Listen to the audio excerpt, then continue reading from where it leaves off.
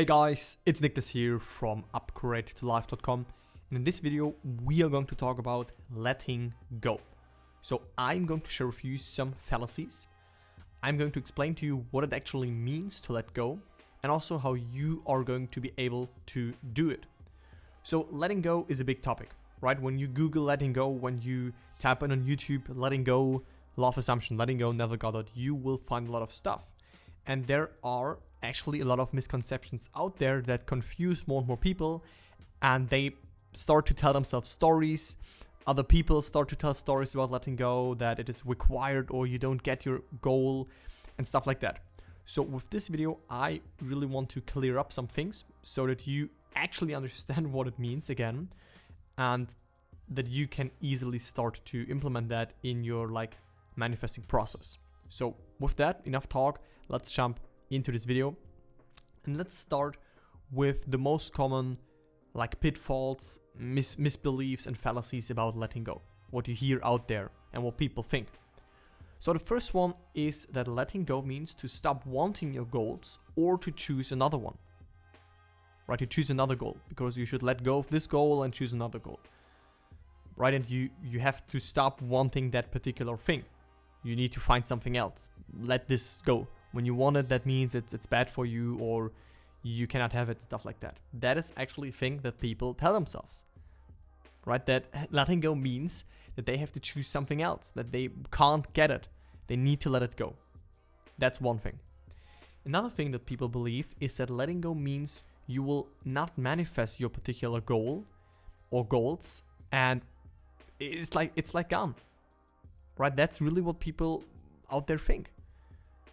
That when you let your desire and your goal go, that you won't get it. You just let it go, you forget it, you move on with life, or you go on with life, and you don't get this thing, right? That's what people think, and that's why they fear letting go. When they read the words letting go, they have this fear of, oh my god, no, I don't want to let go of this thing, I want to have it, I want to manifest it, and then they think letting go means that I will not manifest this thing, and it's just gone when I let go. Also, people think that letting go means you can no longer think about this particular goal or your goals or desires, right? And when you think about it, you have not let go, and therefore it won't show up. And all of those really crazy stories that they just come up with, like I did as well in my journey. So it's not a bad thing, but this video is here to end all of this stuff. So this is, by the way, not what letting go means. You can think about your goal and desires still, but I'm going to explain this to you in the second part of this video. Also, people say that letting go means effort, and you have to remind yourself to let go. And for some people, this leads to when they try to force themselves to let go. The only thing that they have in their mind is, I have to let go, I have to let go, I have to let this go. And it feels like a lot of effort and work to actually let the thing go, and then this whole cycle starts again and again. Or people say that letting go is required and you need to let go or your goals won't manifest, right? Those are the most common fallacies that people tell themselves that are out there. Maybe there's some more, maybe you resonate with some of them, but these are the things that applied for me and for the people that I spoken with. So this is what people think letting go means. But let's talk about what it actually means, okay? Because this is wrong, right? All of those things, all of those fallacies, they are wrong. So let's talk about what letting go is. So first of all, this is very important for you to understand. You actually cannot consciously let go of your goal and desire. That is why many people struggle so much with this letting go topic, because they try to force themselves to let go. They try to talk to themselves and say oh, I now let this desire go. I now let it go. But again and again and again, this goal comes up, this desire comes up because it's not manifested yet. So they look in their world, it's not there, and then they say, oh, it's not there, I need to let go. But the thing is, letting go is not a decision that you take, but it is the end result of successfully, subjectively appropriating your goal. And when this sounds too complicated, it's very easy. It just means that letting go is a byproduct the end result when you successfully imagine the end. Because when you imagine the end over and over again, when you shift into this new state, from the state of wanting to the state of being already what you want to be or having already what you want to have, then you let go automatically. So it's not that you sit down and you say, oh, okay, I let go. Because when you still look in your world, you see that your goal is not manifested yet, your desire is not here yet, then this will come up and you will say to yourself, why is it not here yet? And the cycle starts again. So when you are convinced that your goal, and like your wish, your desire is already fulfilled, again, you automatically let go. Let God. No, but there's a spelling mistake. But yeah, you automatically let go, right? That's crucial. So don't focus so much on letting go. Rather focus on imagining the end over and over again until your consciousness, your mind is filled with this feeling of relief, with this feeling of, yeah, of course I am already that. Or of course I already have that. And therefore, you automatically let go of wanting it, of craving it, of this need and lack. So letting go means you stop looking for a solution to your problem. You stop looking for signs. You stop thinking about how and when it's going to happen. Because, and this is crucial, if you stand on top of the mountain, you don't think about how to get on the top of the mountain. And I got this from a German book that I read, which is also about Neville's teachings. And this really stick with me because that's really, really true. Think about it. When you stand on top of the mountain, then you don't think about how you get on the mountain or like the way and when. You are already on top of the mountain, so you already have your goal or desire. So how can you think about how, when, and stuff like that? So therefore, you automatically let go when you live in the state of the wish fulfilled. So letting go does not mean you have to stop thinking about your goals and desires. You can be excited about your manifestation. That's not a bad thing. Because you can only be excited about something that you are sure about is going to happen. You cannot be excited about something that you're not sure is going to happen or is already so. Right? That it doesn't make any sense. For example, when you book a vacation and you get this email from like your booking confirmation, then of course it's done. Right? You know that you're going to go to this vacation, to this particular place, but you still think about it and you're even like excited and stuff like that. So it's not a bad thing. When you, in your imagination, you already experience that, yes, it is done, it is already part of your consciousness, then why would you worry about the how and when? Right? You just assume that it's already done. And that's the only like requirement, so to say, to move forward in life and to manifest particular things and to manifest different versions of yourself. So letting go is actually the same as living in the end, because there is no need, there is no desire for that thing, and there is no lack, because it is done. When it's done, when you already have your goal, then you don't desire it, you don't feel the lack of it, and you don't need it because you have it. So this is a quote by Neville, which sums it up a little bit, and he said, if you think of your desire during the day, give thanks that it is already an accomplished fact, because it is. Right? So when you feel like, oh, like where is it? It's not here yet. Then you have actually two options. You can spiral down. You can fall for like what your world currently is showing you, and then say, oh, like I did something wrong. It's not here yet. I don't know what to do and stuff like that. Or you choose the second option, which is that it is already part of your consciousness. That in your imagination you already experienced it. Which means that it already does exist. And when you know and experience for yourself that imagination creates reality, which means when you imagine something, it will manifest into physical form, whether you believe it or not currently, but that's how it works, then you know that this is very, very true. And then you automatically let go of this want and this craving kind of stuff. Right? So we don't let go of that thing that we want to see manifest. That's like a misbelief. We let go of the old state where we don't have it. We let go of the doubt, the worry, the fear. Because all of that is not there when we have the thing that we want. So let's look what Neville says about this. So you become for a moment after successful meditation, which in this case he relates to imagining the end, incapable of continuing the act as though it were a physical creative act. You are just as important after you have prayed successfully as you are after the physical creative act. When satisfaction is yours, you no longer hunger for it. Which means, what Neville means by prayer is subjectively appropriating your objective hope. Right? Sounds like complicated, but it's very easy. It just means that you subjectively experience in your imagination that you already are the person that you want to be. Through a congratulations scene, through just a random scene that you imagine that implies to you that your desire is already done, that your goal is already yours, or that you are already the person that you want to be. And when you do this vividly enough, or you spend time enough to really feel into this, right? You really experience it in this moment, and you bathe yourself in this imaginal activity, so to say, then you become, like Neville calls it, you become impotent.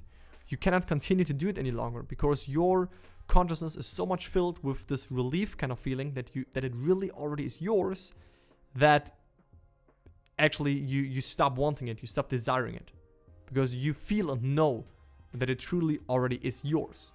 And that is very powerful when you truly understand this and when you start to apply this. So he also says, if the hunger persists, you did not explode the idea within yourself. You did not actually succeed in becoming conscious of being that which you wanted to be.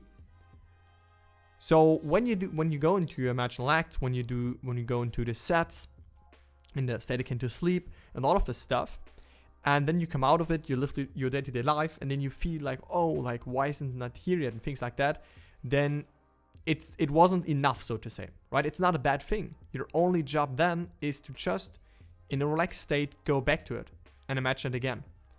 So for some things, for some goals, you will see that like one time is enough and things will just like show up. For other things, you will experience that it can take also a little bit longer. And then you imagine it again and again until you lose this feeling of need to imagine it again. Because you will be so self-persuaded that you already have it that you actually don't even want to continue to imagine it again. And when you are in this state, then you know that you have exploded the idea within you. And I don't know if Neville actually said the word orgasm, but I read it somewhere on the internet. And that's actually what you can relate to this.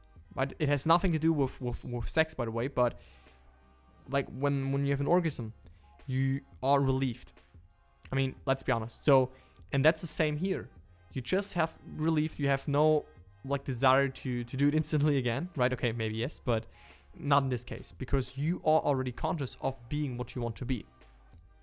So that's truly powerful.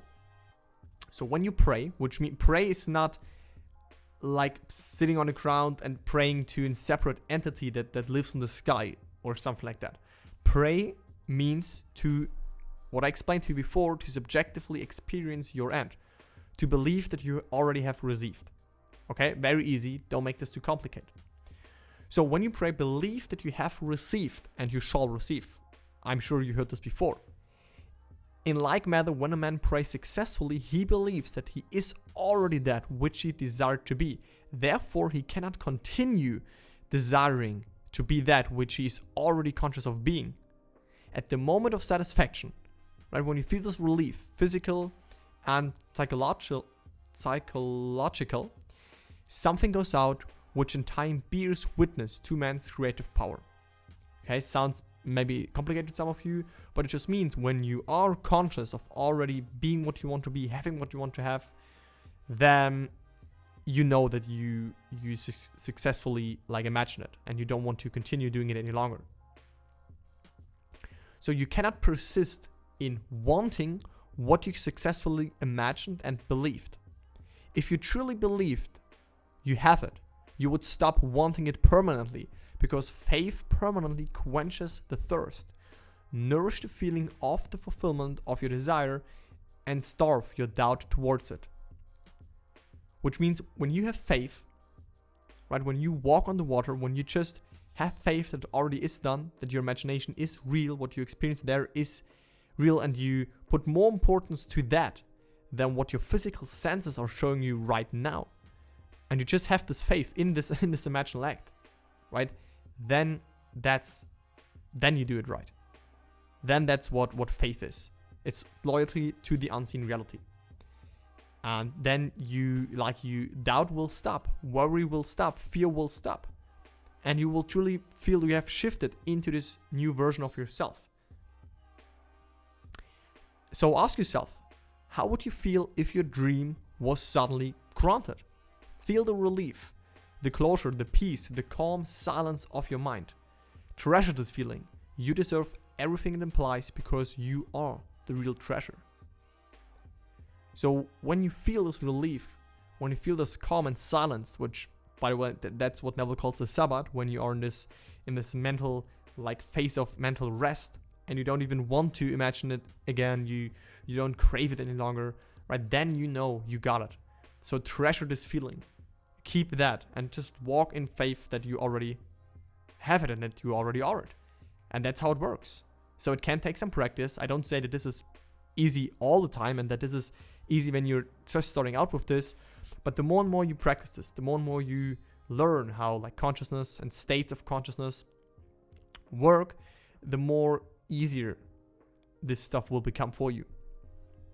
So let's talk about how to do it. And in order for that, I love to use this illustration that I also use in the masterclass. So for those of you who watched the free masterclass that I share already, you will be familiar with this illustration. For those of you who have not watched the free masterclass yet, I highly recommend you check it out. It's linked underneath this video, so definitely click it, watch it. It's about 60 minutes long, and commit to it. Watch it till the end, because in there I explain this in more detail. So, how to do it, right? How do we let go based on this illustration? So on this side, we have your current state, the current concept that you have about yourself. And it doesn't matter if you're conscious or aware of it or not, but you're all the time in a state, right? And therefore, you experience your current reality. That determines how you view the world, how the world views you, what you manifest in your life. That is based on your state and self-concept. So on the other side, right, there is the reality and the life experiences that you do want to experience. But what you need to understand is that those are two different versions of yourself. Those are two different self-concepts, two different states. Because the version of you that, for example, has the relationship that you want, or has more financial resources, is more confident, is not the same version of you that you are now. Okay, I want you to understand this, because that is very important. And if you really want to understand this, then again, watch the masterclass. I explain this in way more detail. But this video is about how to let go, so I can't touch base on that in this video. Again, this is you right now with your current life experiences, and this is your new state, your new role, your new concept that you have of yourself, where this stuff that you want is already normal to you. So the question is, how do we make this jump, right? How do we shift out of our current state into this new state? How do we let go? Because what we let go of, right, is this old state. Neville calls this dying to the old man. We die to this old state of consciousness, to this old self-concept, because it does not serve us any longer. And therefore we shift in this new state. So the question is, how do we make this jump, right? How do we make this jump? And I see many people overcomplicate this jump. And I also did as well, obviously, because I didn't know how it works. So it's normal. So how do we close this gap and start to identify ourselves with this new state? And it's quite easy.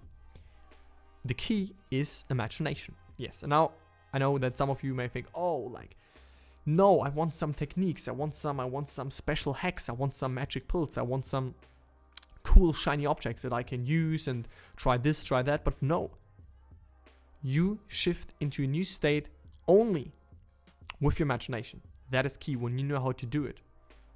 Okay? And Neville actually gave us the master key, so to say, the master step-by-step way to do it. First is to get clear on what you want, right? Second is, what would imply that you already have this? So would maybe someone congratulate you? Would you experience a certain situation? Would you encounter a certain situation, right? What would happen when you are already in this new state? because different things happen in this state than in this. Okay, that's clear. So, and then the third step is you imagine. That's where imagination comes into play. You imagine this scene, you imagine that, which implies that you are already this new version. It's quite easy. And the more you do this, the more you only start to assume that you're already this and identify yourself with this new state, that you are already in this 2.0 version, the more this will become normal for you. The more you experience things that are related like to this new state. The easiest example, I know I give this in all of my videos, but it's really where I saw tremendous shifts in the last couple of weeks and months, is the state of like wealth or of more financial resources. Right? Let's say here you make like $500 per month, or even 1,000, right? But your goal is to make like 5,000, or even like 2,000 or 10,000, whatever it may be. It literally does not matter, because the process all the time works the same. So in this, when you currently look at your bank account or at your income, you will see a certain number, right? But the version of you internally from the state of consciousness is not the same version here that already makes like more money. So this is an internal shift. And then you have another view on finances in general, on money, and on stuff like that. So I made a video, I will link it above, which was about the number one indicator that determines if you are, like, if you manifest your goals. I will link this above because that's the game changer. So that is the key, right? You do it, you let go by imagining that you already what you want to be, that you already have what you want to have, and therefore you automatically start to let go. And that's how it works. That's actually how easy it is. So disengage yourself from the whole vast belief that you formerly entertained, and hold in your imagination to the concept that you are the man or woman that you want to be. For you will resurrect and make it alive the state that began only as a concept. If you remain faithful to the concept, you will be led right into the fulfillment of that state. Okay, so disengage yourself from the old identity that you had. And I'm not speaking, this is what Neville said, I'm not speaking about some little magical thing where you can wave a wand and your desire will suddenly appear. The law is based upon a principle. If you want something, you can have it, but you must be willing to give up what you are now, which means to let go, in order to be what you want to be. And that's it, period.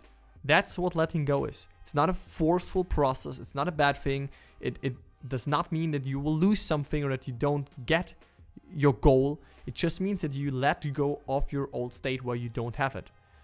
And all the fears, all the doubts, all the worries that go hand in hand with you not having it. Right? That is what letting go is. And when I understood this, it became very easy. And then you automatically let go, like I said before in the video. So letting go is true detachment. There is no worry, no fear or obsession. You trust that it is yours because you know that it is. The evidence is already within you and in your life.